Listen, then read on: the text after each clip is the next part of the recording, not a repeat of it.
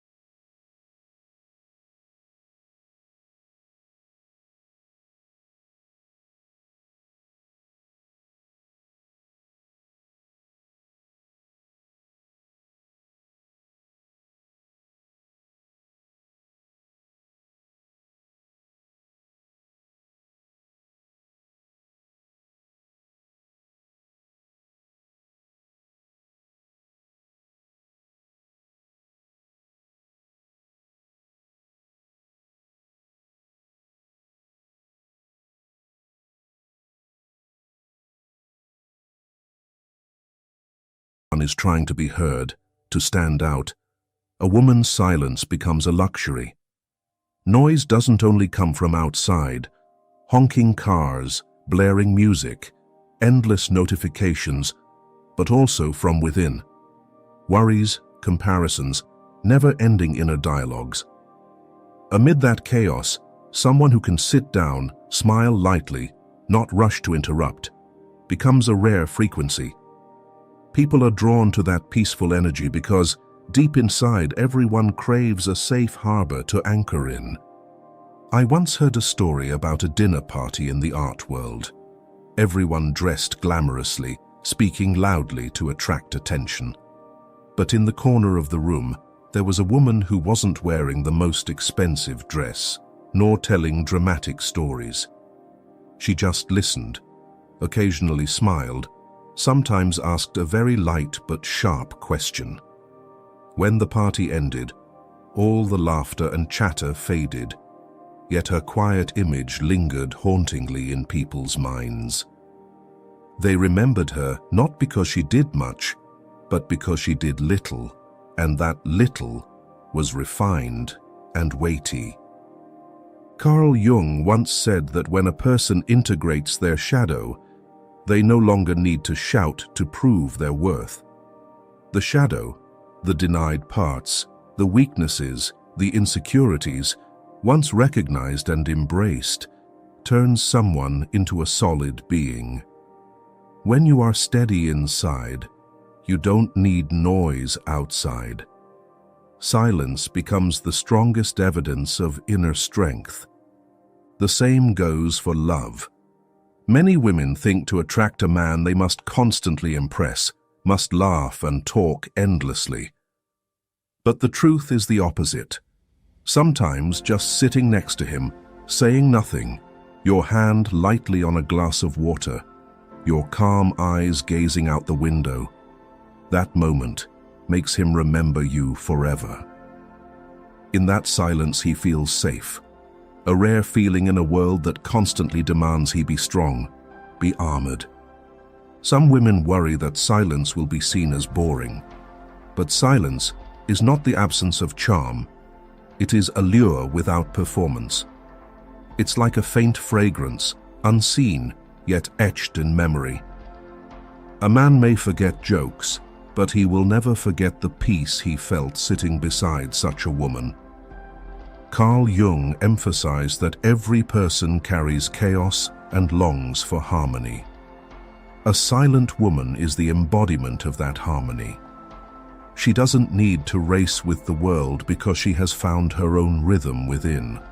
And once she finds that rhythm, her silence naturally resonates like a melody others want to hear. Ask yourself, when was the last time you allowed yourself true silence? Not silence from sadness, but silence as full presence with yourself. If you practice pausing, taking a deep breath, not needing to prove anything, you'll realize a soft but lasting strength is growing inside you. Men never forget a woman with this energy, because in their world, pressured and competitive, a woman who knows silence is a rare luxury.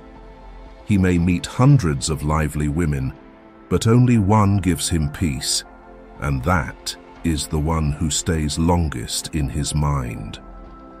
When you understand this, you'll no longer feel the need to rush to impress. For it is your weighted silence, the calm in your eyes, that makes you magnetic. And from that silence, you open the next chapter of your feminine journey. Learning to listen with your soul, not just your ears.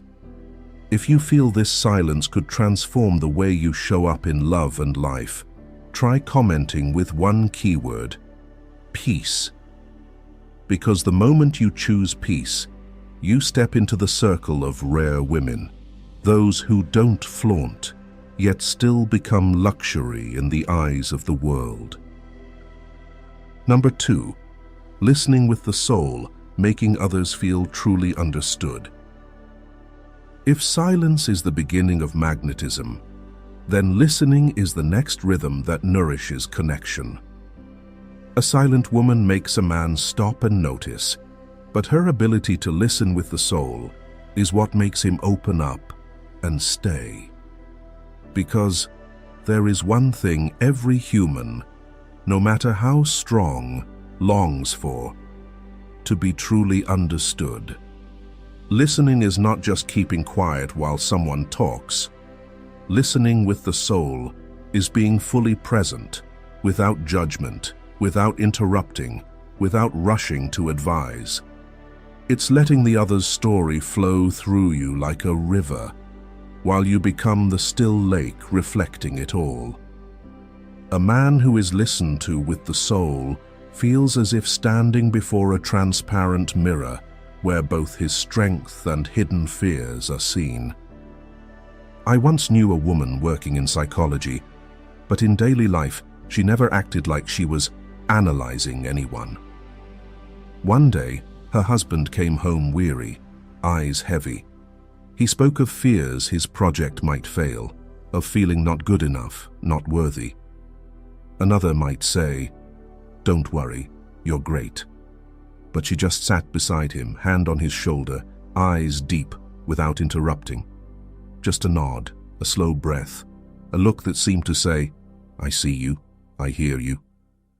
Minutes later, he cried, not because his fear vanished, but because for the first time, he had a safe place to lay it down. He didn't need to prove, didn't need to hide, and that was worth more than any comfort. Listening with the soul is exactly that.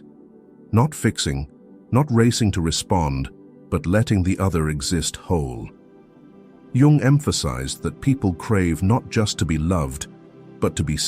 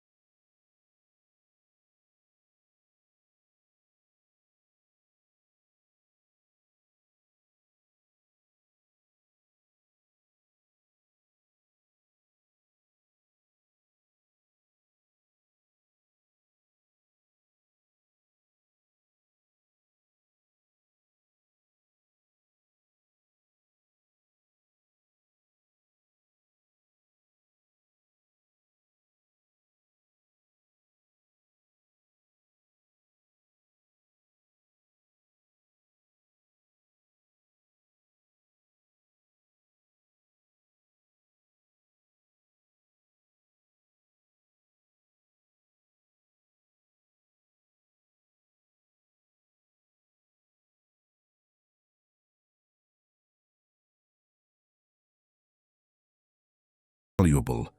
That is what men, with their ingrained pressure to be strong, secretly crave but rarely admit. And when you give them that, you become the only one. After all, men don't remember flowery promises. They remember the moment you sat beside them, eyes glowing with empathy. They remember when you said nothing, but in your silence, they found comfort. That is the power of a woman who listens with the soul. Not to change his world, but to be the place where his world feels safe to show up. And once you experience this, you'll see that feminine magnetism doesn't just come from looks or intelligence, but from the ability to make someone feel understood. And from here, you'll step into a deeper layer of the journey, learning to keep mystery, not giving everything away from the start, so he will keep yearning to discover. Number 3, keeping mystery, not giving everything away at once, always leaving something to discover. If silence makes a man pause, and soul listening makes him stay, mystery is the lingering fragrance that keeps him searching for you. Humans crave what they can't yet touch. What comes too easily is quickly dismissed as ordinary, while what sparks curiosity becomes long-lasting allure. A luxury woman is not one who gives herself away instantly, but one who knows how to keep undiscovered territories. Mystery is not lying or hiding, but the art of knowing what to reveal and what to preserve. It's like a good book. You can't read it all in one flip, but chapter by chapter is revealed, creating anticipation, fascination. A woman is the same. She doesn't need to tell everything about her childhood or dreams in the first few meetings. She leaves spaces, reasons to return, motives to keep learning. I once witnessed the story of a young woman in New York. She was sweet, friendly, pursued by many men. But one thing made her different. She never rushed to reveal everything. On the first date, when asked about her hobbies, she just smiled. "There are things I'll share gradually when you truly want to know." Instead of lengthy explanations, she let her playful eyes speak. Strangely, those busy men kept asking her out, only to discover more fragments each time. She wasn't playing strategy, nor pretending to be cold. She simply kept a part of life for herself, and that made her rare. Carl Jung believed that in the collective unconscious, the feminine archetype, the anima, is always tied to mystery. The anima represents not only emotions and intuition, but also the spiritual depths men often hide. The woman in a man's mind is not a predictable figure, but a doorway to his inner world. That mystery makes him want to dive deeper, to touch what no one has. Jung called it the evocative archetype. The feminine image never runs out of meaning, always making men feel there's more to explore. In Greek mythology, Persephone symbolizes mystery. She was both the daughter of the harvest goddess Demeter and queen of the underworld after marrying Hades. Persephone carried two faces, the light of spring and the darkness of the underworld. That duality made her irresistibly magnetic, tender yet distant, pure yet deep. Persephone shows that a woman doesn't need to give all. The more she keeps, the more mystical she becomes, captivating both gods and mortals. Men in real life are also drawn to women with Persephone inside. They don't need you to be perfect, nor to reveal everything. What they want is the feeling of accompanying you on a journey, discovering something new each day. What is given too quickly dies quickly. What is revealed slowly sustains desire. Keeping mystery does not mean shutting down or being cold. It's the awareness that you have a vast inner world and no one deserves to enter all at once. A man needs time, patience, effort to earn your trust and see you open layer by layer. That journey of waiting and discovery is what binds him deeply. What comes too easy is rarely valued. Jung once said, "There is no light without shadow and no psychic wholeness without imperfection." The mysterious woman is one who guards that treasure, not to hide forever, but to save for the right man, the right time. And when that moment comes, what she gives becomes priceless. Not something anyone can have, but only those truly worthy. In the end, a mysterious woman embodies luxury, not easily possessed, yet universally desired. She is not placed as one of many options, but becomes the one etched deep in a man's memory. Because mystery is the delicate yet unbreakable veil that keeps you unique. Without flaunting, without proving, you still make men endlessly yearn. And when you keep small secrets for yourself, you turn love into a long journey, not a fire that flares up and burns out quickly. If you have ever experienced the power of mystery in love or life, share your story in the comments. Perhaps your experience will inspire other women to preserve and nurture this rare energy. Number 4. Gratitude and enjoyment. Happiness energy, present in every small detail. Mystery draws men toward you, but the energy of happiness present in small details is what keeps them long-term. A man may be attracted by beauty, by mystery, but he truly bonds with a woman who treasures life, who finds joy in the simplest things. Few realize, happiness doesn't lie in having much, but in feeling enough with what you have. A woman who constantly compares and complains radiates scarcity, like an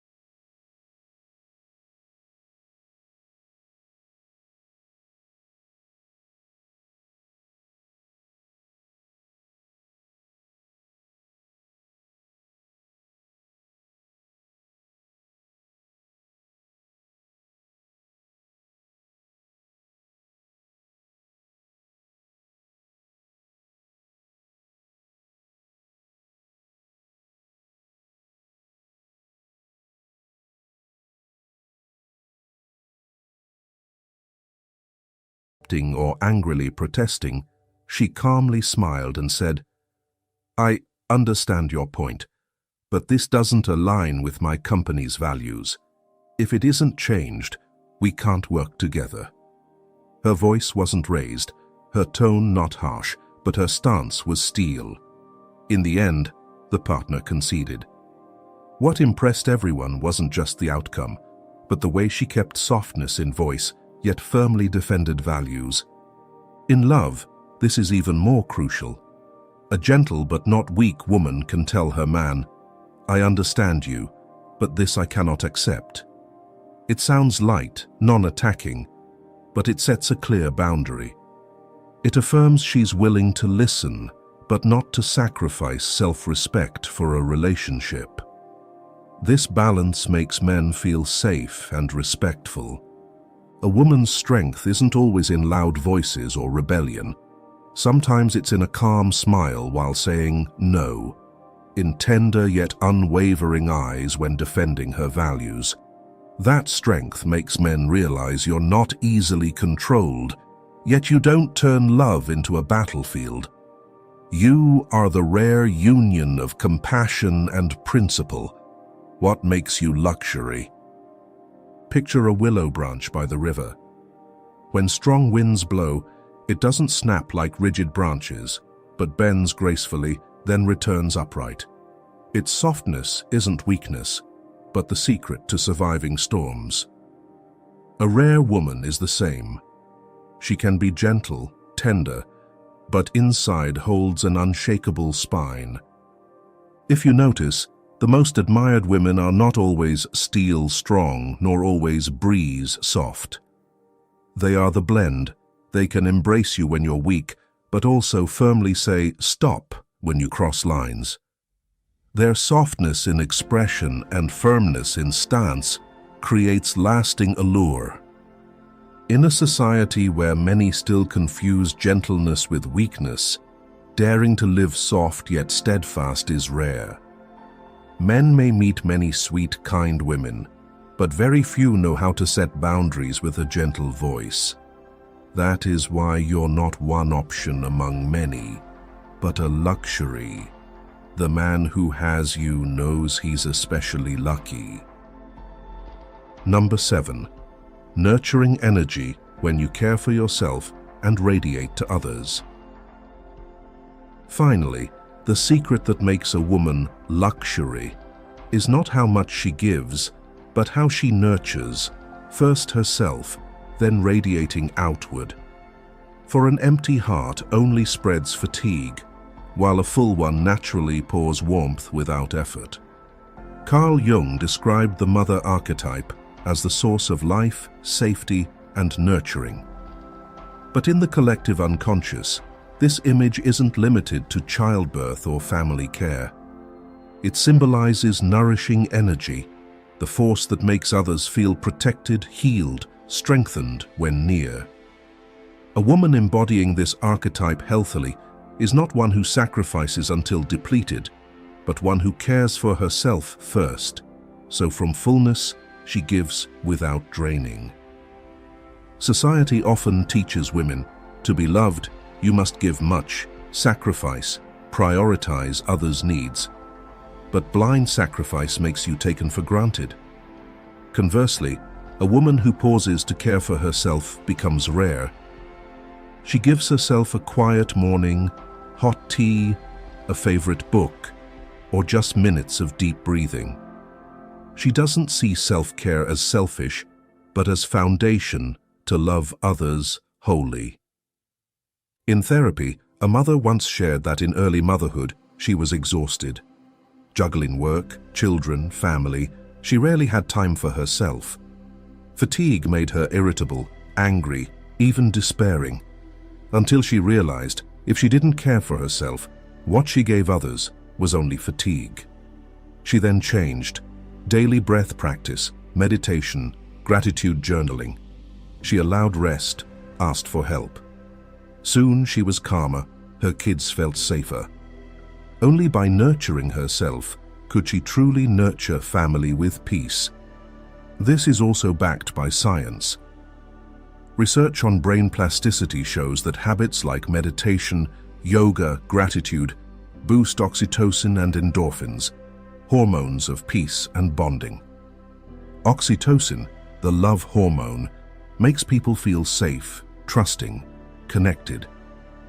When a woman nurtures herself, oxytocin rises, making her feel peaceful and radiate positive energy others want to be near. Studies show people practicing gratitude and self-care recover faster from stress.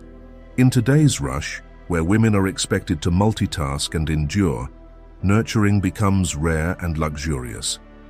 Many chase success, love, recognition, forgetting the most vital, nurturing themselves to live whole. A woman who dares pause, prioritize inner peace, is rare. She doesn't prove with busyness or sacrifice, but shines through nurturing energy. And this nurturing isn't only about her own quiet moments, it's also natural radiance. When full, she doesn't try to give.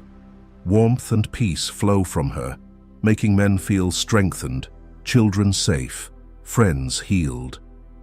Like a candle, its flame doesn't dim when lighting others. That radiance is luxury, because in this tense world, peace energy is rare and priceless. Carl Jung said no single way of living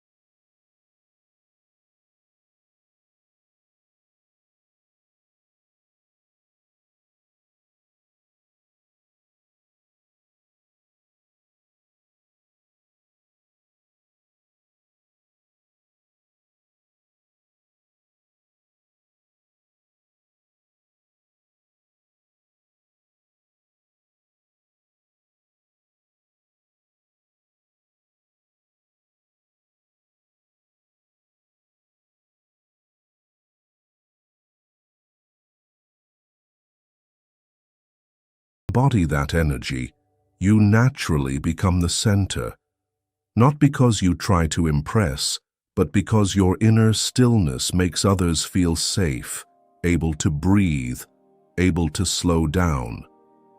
Carl Jung once said, "Who looks outside dreams, who looks inside awakes." When a woman can turn inward and observe herself instead of chasing the external noise, she begins to carry a special energy, living silence. It is not forced quietness, but steadiness flowing from within. Like a calm lake, it reflects everything around it without being shaken by passing winds. True stillness only arrives when a woman has gone through the process of facing and integrating her shadow, the darker parts of herself. In Jungian psychology, the shadow is what we have rejected: envy, anger, fear, weakness. When we deny them, we put on masks, pretending to be strong, humorous, or interesting just to gain approval. But when we courageously face and accept them, the shadow is no longer an enemy, but becomes part of wholeness. A woman reconciled with her own shadow no longer needs to prove herself. She doesn't need to declare that she is more beautiful, more talented, more interesting. She no longer chases after praise, nor fears judgment. That freedom from the need to prove makes her serene, and her inner light begins to radiate. That is when the silent aura appears. I once heard a friend share an interesting experience. He often worked at a cafe where there was a young woman who also came frequently. She never dressed to stand out, usually just reading or working on her laptop. But he noticed that whenever she appeared, the whole space seemed to calm down. Not because she spoke, but because her presence made others naturally lower their voices, even linger longer. When he finally spoke to her, what he remembered most was not her words, but the feeling of being truly listened to. She didn't interrupt, didn't rush to give advice, just sat there attentively, occasionally nodding. He left the cafe with a strange sense of relief, as if he had laid down a burden. He realized that what he had been looking for was not outward excitement, but a peaceful place for his soul to rest, and she gave him that. Many think of silent aura and conclude, "So I just need to talk less, keep quiet more, then I'll be magnetic." But in reality, this silence cannot be faked. Forced silence or insecurity only makes others uncomfortable. The silent aura arises only when silence is accompanied by inner fullness. When you no longer frantically seek attention, no longer force yourself to be someone else, you radiate the peace others can feel. The key is to realize magnetism from silence is not a strategy you apply, but an energy field you become. When you truly sit with yourself, accept both light and shadow, your heart is no longer shaken by others' judgment, and the world naturally senses it. Like a mountain that has stood for thousands of years, never needing to advertise its grandeur, yet anyone who sees it is awed. A woman with a silent aura is the same. She does not shout her worth, but her presence makes others recognize it. People may forget the dresses you once wore or the words you once spoke, but they will never forget the feeling of sitting beside you, the feeling of being listened to, of peace, of coming home. That is the invisible magnetism of the silent aura, and it is a gift only you can bring to the world. Number 2. The mystery of femininity beyond anyone's grasp. And once you touch the power of silence, you begin to notice another dimension, deeper, more enigmatic, the inherent mystery of feminine energy, something no one can fully grasp. If silence is the foundation that makes you shine, mystery is the flavor that keeps eyes fixed on you. Mystery is not a psychological game or calculated silence to manipulate. Mystery in feminine energy is the unfathomable depth of the soul, the sense that there is always another layer unrevealed, making others want to keep discovering, yet never reaching the end. Carl Jung called this the anima, the feminine archetype within a man's soul. In the collective unconscious, anima represents emotion, intuition, spiritual connection that men often repress or avoid. Thus, when they encounter a woman radiating strong feminine energy, they don't just see a person, they glimpse the reflection of their forgotten inner part. Imagine a man who always lives in logic, calculation, control. He is used to analyzing and directing. But one day, he meets a woman who lives not by reason, but intuition. She doesn't need many explanations. With just a look or a smile, she makes him feel understood. He cannot explain why, only knows that next to her, he touches the soft, mysterious part of his own soul. That is why men are often deeply attracted to feminine mystery. Not because she is complicated, but because she evokes the anima inside them, the part they both crave and fear.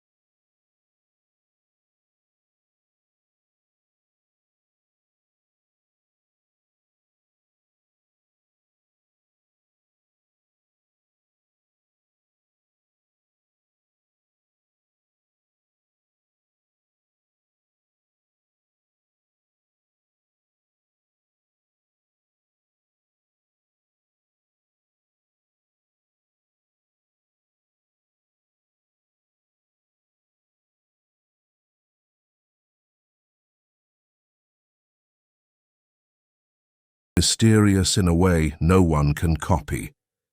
Mystery is not a game to keep someone.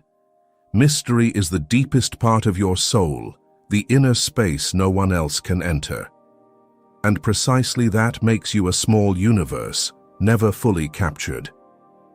If you've ever experienced a moment where your mystery, depth, or intuition made someone pause, marvel, and remember, share that story in the comments.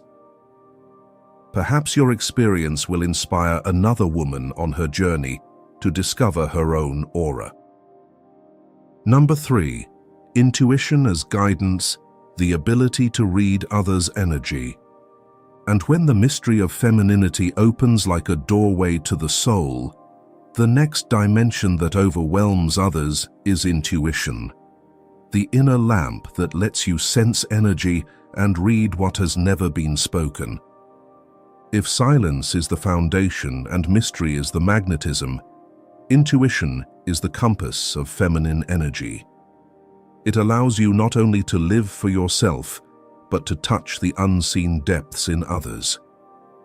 Perhaps that is why in every culture, women are linked with prophecy, vision, and the ability to perceive what eyes cannot see. In Christianity, we see the image of the Virgin Mary, a woman who received the message from the angel that she would bear God's child. The miracle was not only in the message, but in her reception. She did not resist, did not fear judgment, but listened inwardly and followed. That is intuition, connection with the divine beyond logic. I once heard a story about a female manager in a tech company. Her team was in crisis, deadlines missed, pressure mounting, tension everywhere. Colleagues argued endlessly over technical solutions. Meanwhile, she didn't say much. But through intuition, she sensed the suffocating heaviness killing creativity. Instead of joining the arguments, she organized a gathering outside at a small cafe. There, instead of work talk, she invited everyday conversations. The atmosphere shifted quickly.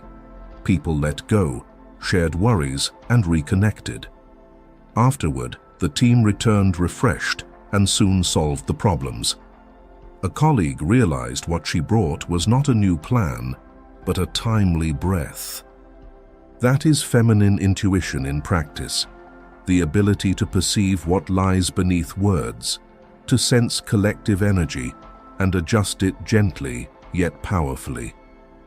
When a woman looks into a man's eyes and names what he is hiding, he will never forget it, not because she knows everything, but because she touches the deepest part he never dared face. A nod, a short phrase, or silence at the right moment can make him feel both exposed and comforted. Feminine intuition holds that power. It doesn't make men feel judged, but seen and understood. And being understood without needing to explain is one of the rarest experiences, the kind that creates lasting magnetism. The key: intuition is not fortune-telling or supernatural power.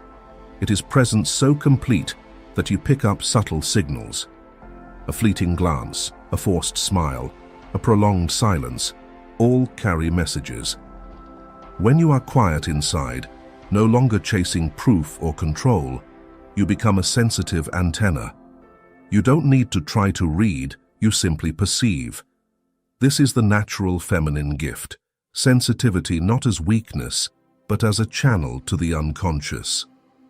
Carl Jung considered intuition one of the 4 basic functions of the psyche, alongside sensation, thinking, and feeling. But intuition is unique in that it does not rely on evidence. It is direct contact with the unconscious. Jung once wrote, "Intuition does not denote something contrary to reason, but something outside of the province of reason." Femininity, closely tied to emotion, often accesses this source more naturally. In a world where almost everything can be copied, appearance, skills, style, intuition is the one thing no one can take from you. It is your unique signature, making you irreplaceable. A woman may be forgotten for her looks, but if she once read someone's soul, that memory lasts forever. That is the hidden power of feminine aura, the ability to guide through intuition, to sense the unseen, to give others the rare feeling of being understood, of being touched. Intuition is not magic, nor a control tactic. It is natural sensitivity, the ability to read energy and the unspoken. And when you live by it, you not only guide yourself, but create a field of energy that illuminates anyone who steps in. That is why men and the world will never forget you. Number 4. Nurturing, a healing heart, not submission. And if intuition is the lamp in darkness, the next energy-forming feminine aura is nurturing, not blind sacrifice, but nurturing born of a healing heart. In modern life, no one is unfamiliar with the smartphone. It may be expensive, full of features, with sharp cameras and massive storage, but once the battery hits zero, all is useless.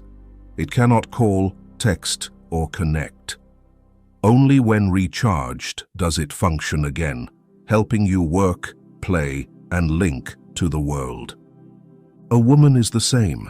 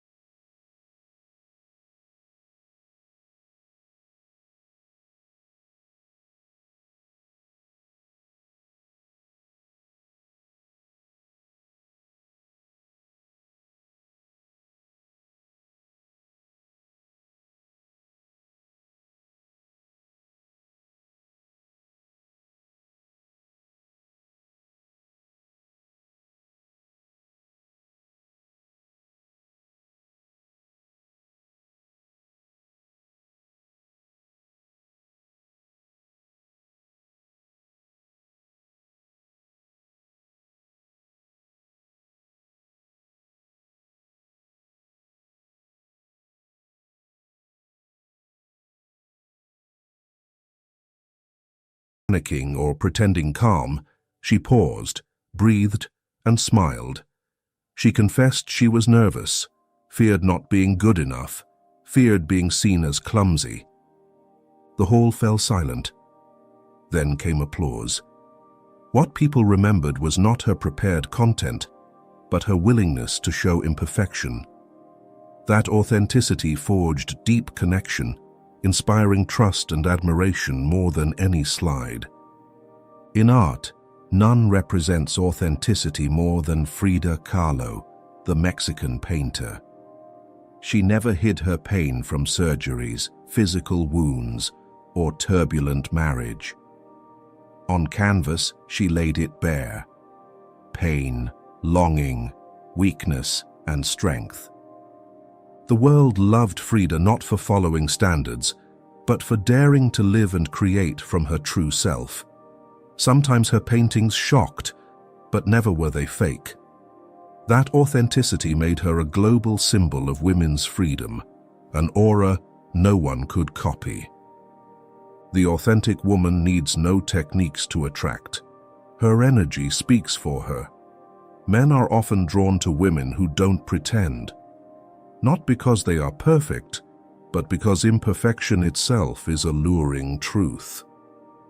A common mistake: authenticity doesn't mean revealing everything. It means not acting. You may keep privacy, but what you do share is real.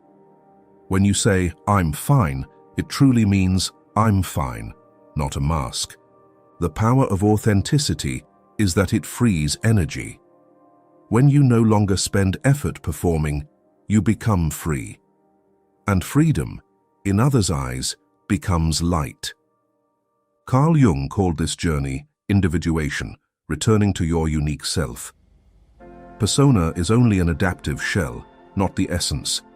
When a woman dares step out of persona, she finds herself and the power of wholeness. In that state, her aura cannot be copied.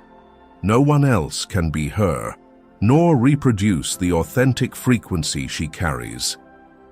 If you feel authenticity is the key to the hidden power of your feminine energy aura that no one else has, press like on this video.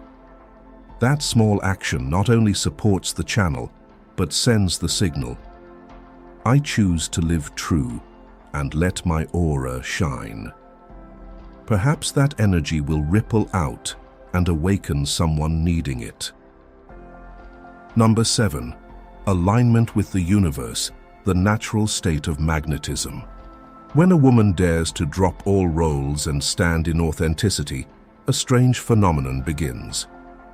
Instead of her chasing the world comes to her. The answer lies in what Carl Jung called synchronicity, meaningful coincidences where outer and inner worlds align to support those carrying feminine aura.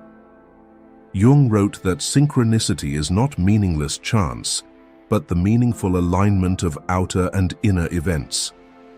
When a woman connects with her true self, her aura not only shines to others, but harmonizes with the universe's flow. Magnetism then is no longer effort, but a natural state of life. Think of a river. Flowing in its right course, water meets least resistance, nourishing all life. When blocked, water stagnates and rots. A woman the same. When aligned with her true essence, doors open. Accidental meetings become opportunities. Random events match her deepest longings. I once heard of a young painter. She always tried to paint for market taste to sell, but grew weary. One day, in crisis, she decided to paint only what truly stirred her, even if no one bought. She painted dreams, childhood memories, fears. Months later, a collector happened upon the series and bought it all. He said, "In your paintings, I see my own story." That was synchronicity. When she dared create from her essence, the world sent her resonance. Not calculation, but the natural frequency of authenticity drawing response. Feminine energy, in this alignment, becomes irresistible magnetism. Others are not drawn because she tries hard, but because they feel an invisible rightness, as if life destined the meeting. In love, it feels like the right person, right time. In work, opportunities appear when ready. In life, even struggles flow with ease. The wonder is synchronicity cannot be controlled. You cannot plan to meet the right person or opportunity, but you can allow it by living true. When you drop pretenses and imposed standards, you vibrate at your unique frequency. That frequency makes the universe harmonize. You may already have experienced synchronicity without naming it, thinking of a friend, then they message you, stuck in work, overhearing a bus conversation that sparks a solution. For femininity, such events are not random, but signals. You are on the right path, aligned with the larger rhythm. Carl Jung said, "Synchronicity is an ever-present reality for those who have eyes to see." When a woman opens in authenticity, she gains eyes to see. Then her aura shines not only as an individual, but as part of the vast universe. What does a man feel before a woman aligned with the universe? Relief. He feels no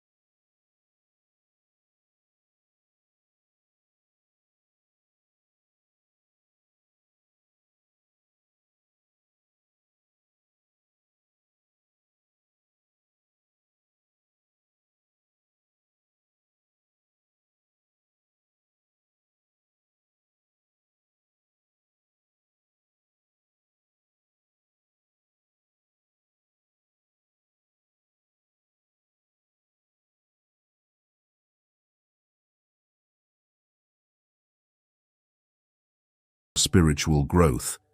In reality, there are friendships or romantic relationships where, whenever you experience new joy, a career opportunity, a new connection, or even a small happiness, the other person becomes distant, envious, or reproachful. They are not happy for your happiness. They are only content when you need them.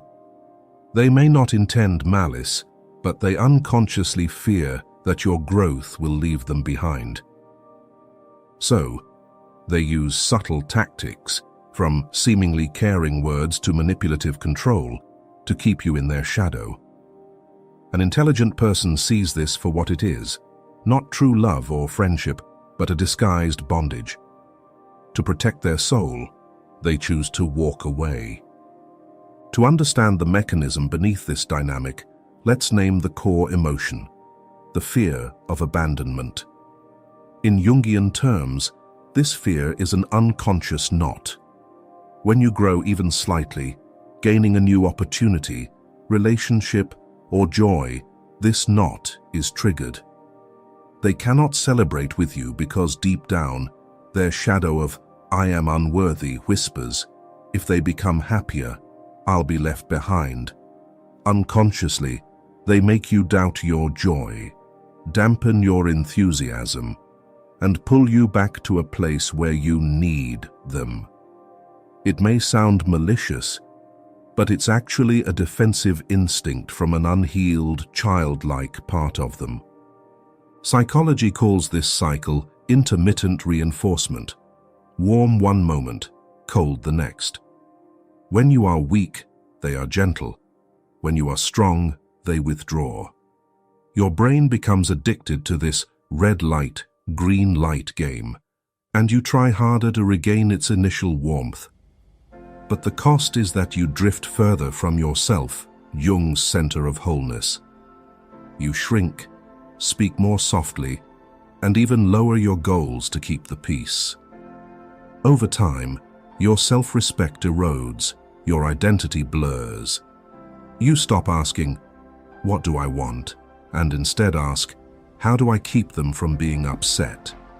When your life's question shifts from self-direction to coping, your individuation stalls. Let's be honest, they are not bad. They simply cannot yet support themselves.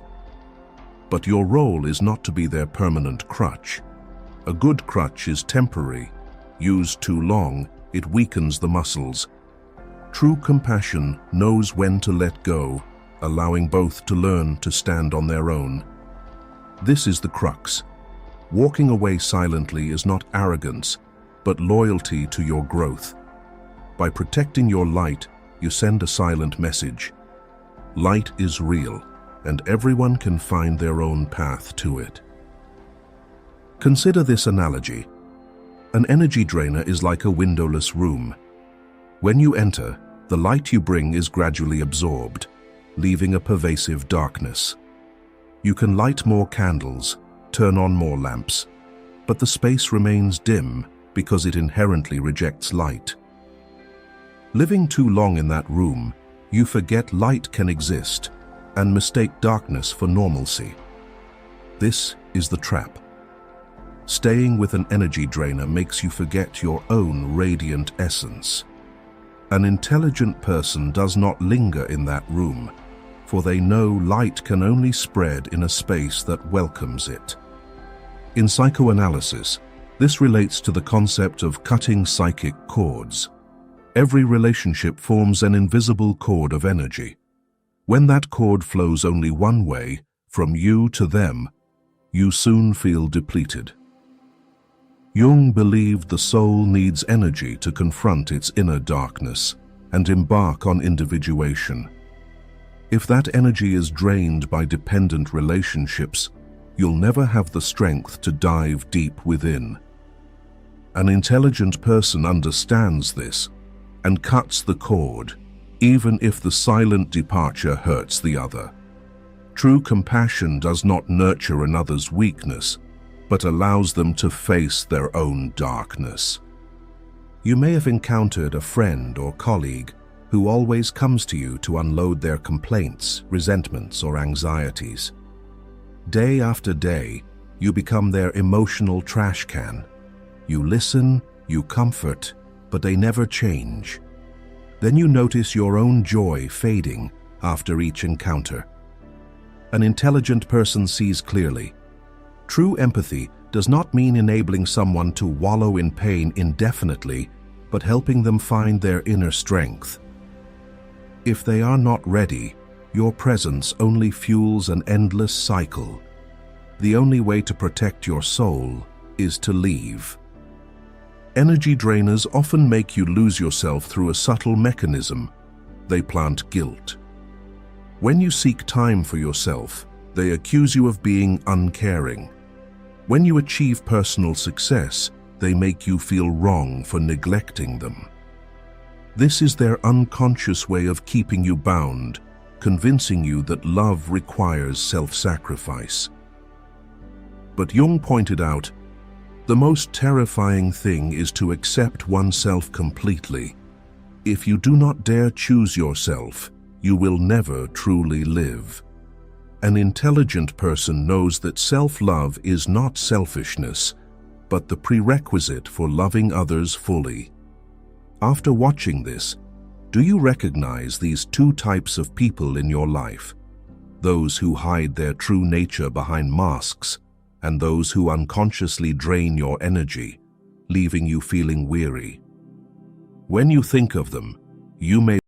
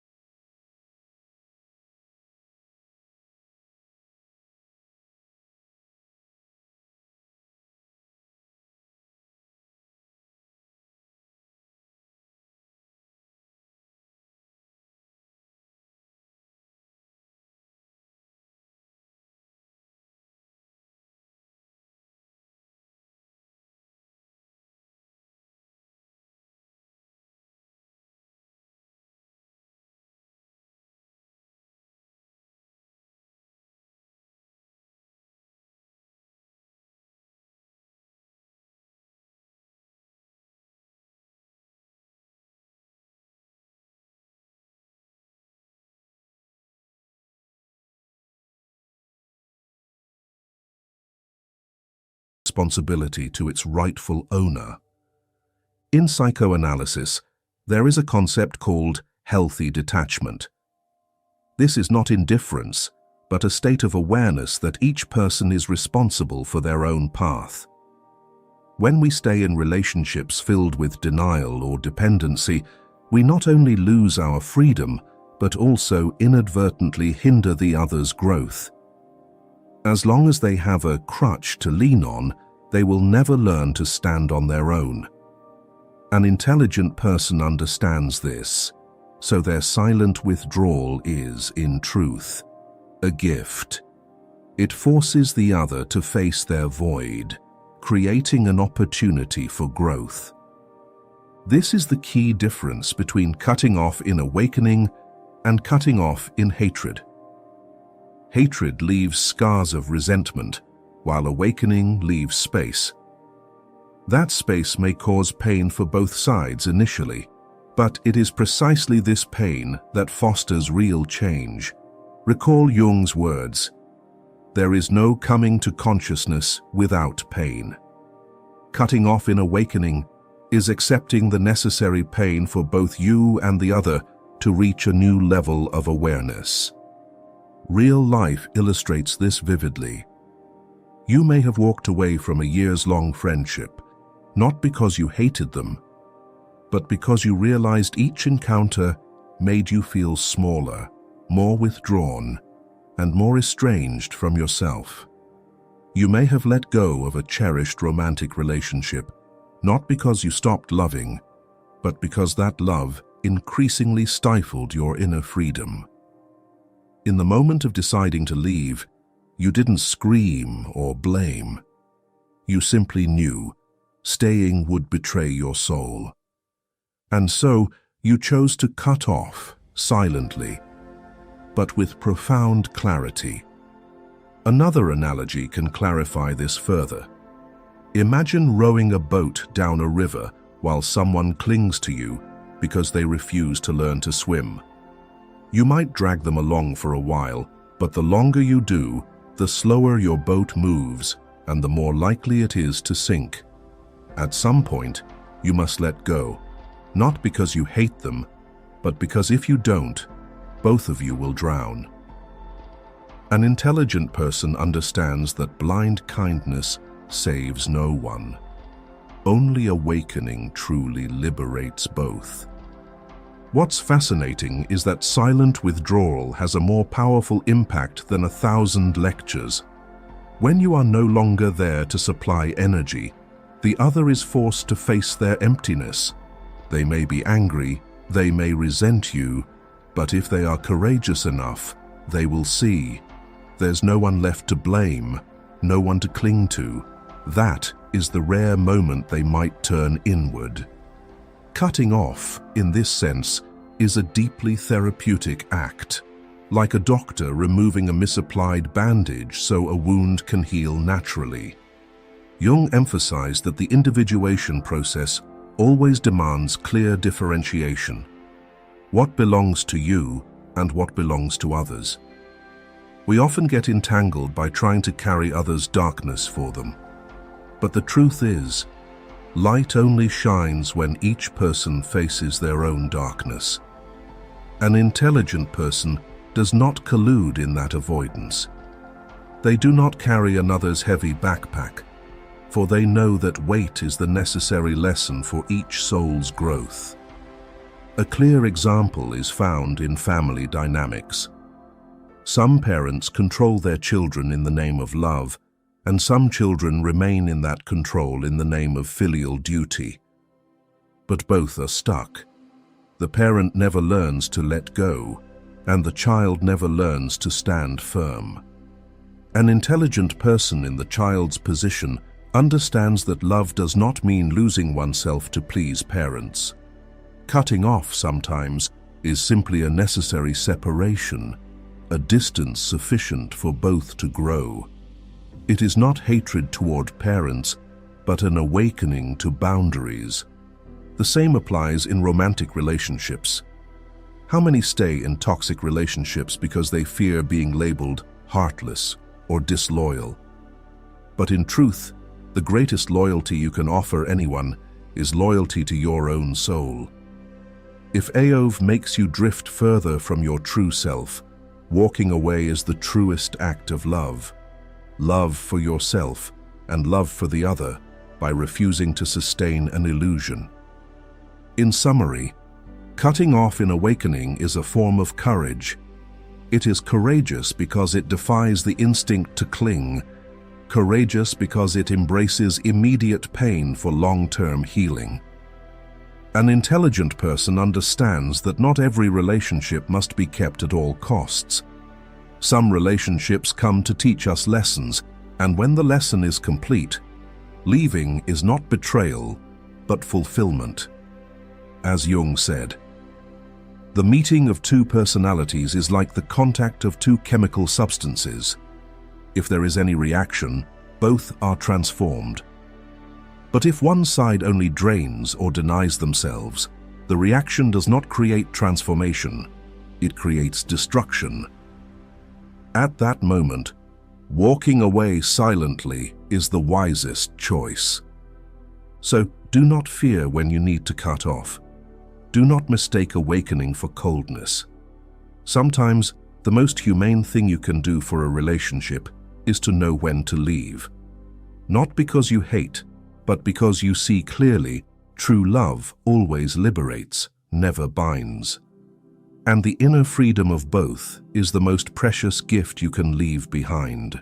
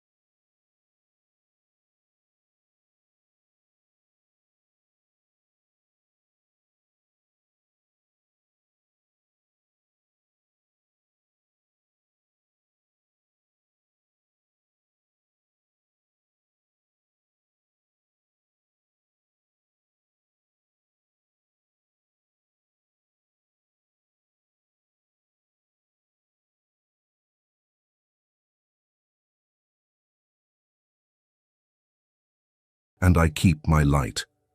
No accusations are needed, only a quiet but firm separation. This is the highest level of awakening. No fighting, no condemning, only distinguishing and moving forward. It's worth noting that silence is not always easy. It demands immense inner discipline. The ego often wants to shout, "I was right, I'm not to blame." But the art of cutting off in silence teaches a vital lesson. You don't need to be vindicated in others' eyes when you are clear within yourself. This is also a key lesson Jung emphasized. True light comes not from others' validation, but from daring to face and remain loyal to your inner self. Understanding the philosophy is one thing, but living it is a journey. Cutting off in silence is not an overnight act, nor is it sudden indifference. It is the result of an inner training process where you learn to recognize, let go, and return to yourself. To embark on this journey, you need a series of specific practices, from awareness to setting boundaries, to action, and finally to renewing energy. The starting point is always self-observation. Take a quiet evening to reflect on the relationships in your life. Don't rush to label anyone as good or bad. Simply note how you truly feel after each encounter. Does this person leave you feeling light or heavy? Do you leave the conversation nourished or drained? Let your body speak, for it is always more honest than your mind.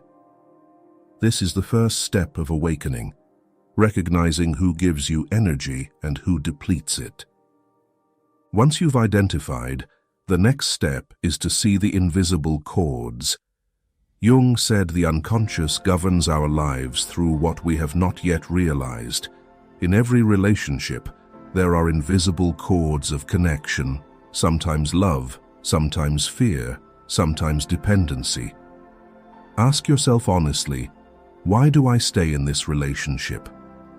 Because I truly want to, or because I fear losing a part of myself if I leave? Courage begins with this question, as it brings you face to face with hidden motives you often avoid. Having seen the truth, you must learn to set inner boundaries. Many think boundaries are blunt statements like, "Don't bother me anymore." But true boundaries start within. From the moment you allow yourself not to react instantly, not to take on others' responsibilities, not to extinguish every fire they ignite. A small but powerful practice is to stop justifying. When someone blames you, instead of immediately offering reasons to prove your innocence, try staying silent and breathing deeply. That silence is the first step of a boundary. You are no longer pulled into the cycle of proving. You keep your energy for yourself. Once inner boundaries are established, take the next step. Gradually reduce your presence. Don't mistake cutting off in silence for vanishing overnight. Sometimes, a sudden disappearance creates unnecessary chaos. The art lies in slowly withdrawing your energy. Share less, react less, appear less in their space. Each time they vent their anger, instead of being a devoted listener, let them take responsibility for their emotions. Each time they demand attention, instead of rushing to meet it, take a step back. This is intentional silence. You are no longer a mirror for their darkness. However, cutting off in silence is meaningless if you don't replenish your own energy. An intelligent person not only knows how to walk away, but also how to nurture their inner world to avoid being pulled back. A helpful practice is dating yourself. Schedule solo coffee outings, short trips, or simply an afternoon writing in a journal. Each time you give energy to yourself, you reinforce the belief that your happiness does not depend on anyone's presence. This is the crux of individuation, becoming a self-contained whole, not reliant on or borrowing light from others. During this process, you may feel guilt. The old unconscious will whisper, "You're selfish for leaving, you're ungrateful for not staying." This is your inner shadow rising, the shadow of fearing rejection, the obsession with losing connection. Instead of running, learn to sit with that darkness. Write down the accusations in your mind, then ask, "Is this truly mine or something others have projected onto me?" Each time you face it, you reclaim a piece of freedom. A more advanced practice is visualization meditation. Close your eyes and imagine an energy cord between you and the other person. See it with complete honesty. It may be heavy, tangled, or tense. Then visualize cutting it with a radiant pair of scissors. As you cut, send no anger, but a blessing. "I return to you what is yours, and I keep what is mine." Repeating this practice regularly helps your unconscious accept the separation, reducing the pull to return. The final, most crucial aspect of the art of cutting off in silence is keeping your heart open. Leaving does not mean shutting it tight. If you leave with resentment, you've only changed the form, not the essence. But if you leave in silence with a soft heart, you find true freedom, freedom from the other, and freedom from the chains within you. Cutting off in silence is also a way of accepting yourself, accepting that you deserve an expansive